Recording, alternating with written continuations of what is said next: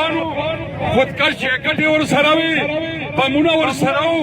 او پیښور د لوی تباهۍ نه بچ شو ډېره د افسوس خبره ده د دې ماشومانو سره غم شو چې پلار یې راله پکې نه وي وژلی او دوی چې کله KTH هسپتال ته لاړله د خپل پلار لاش ورته میلاو شو ملګرو دا یو داسې ظلم دی چې د دې سره وشو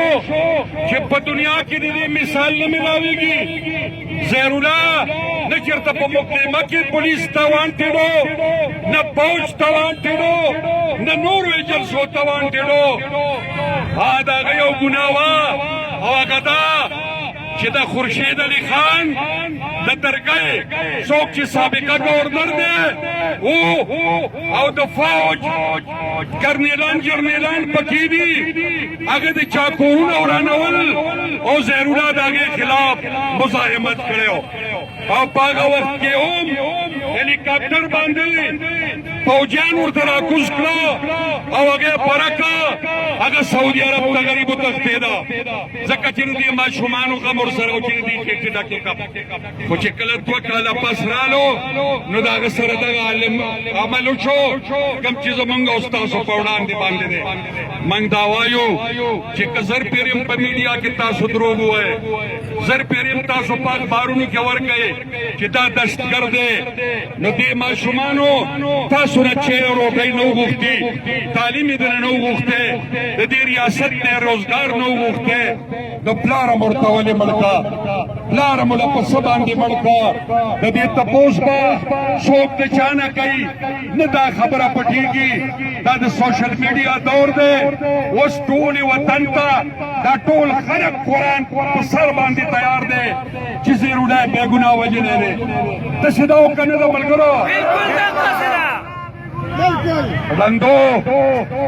کومه ده پورې به م وژنئ کومه ده پورې به رانه تیادرې ډکوئ من خوښ یم په جمدینې باندې مړو د چا بچی چې نهري د چا بچی چې بېروزګاری د چا بچی چې لاتعلیمۍ څوک چې سبزي نشي اخیستی څوک چې بل څه نشي کولی خوښ یم مړ دی کور خو د دې ماشومانو نه وغوښتی عمران خان حکومته تعلیم خو یې دنه نه وغوښتی د عمران خان حکومته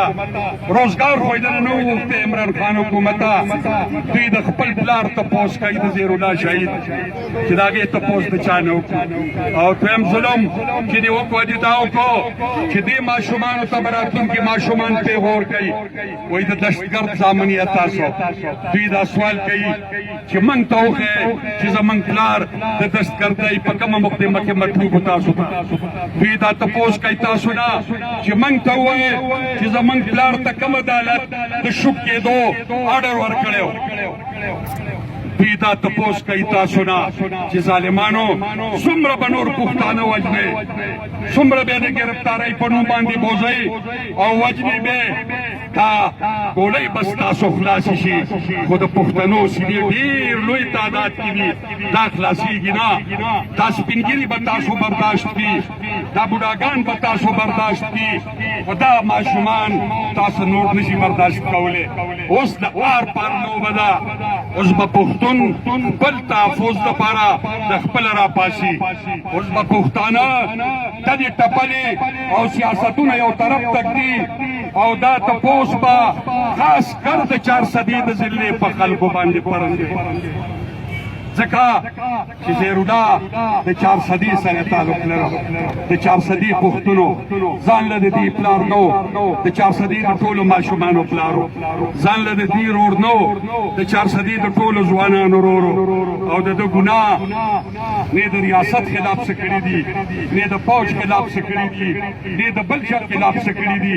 صرف د یو غریب د مرسته کړي و نو که چېرې دې تپوس نشو نو دا اور بندي بنا دا بنورم بلیږي